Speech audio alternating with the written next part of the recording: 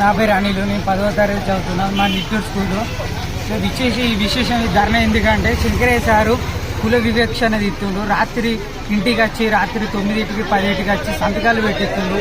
ఆ topic paper మారుతుండ్రు. ఆ topic దేని గురించి ఉన్నదో తెలియదు, మరి దేని గురించి ఉన్నదో తెలియదు.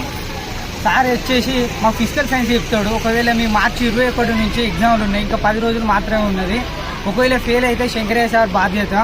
మరి ఈ సారు తక్షణం పంపించి వేరే సార్ని తీసుకురావాలి.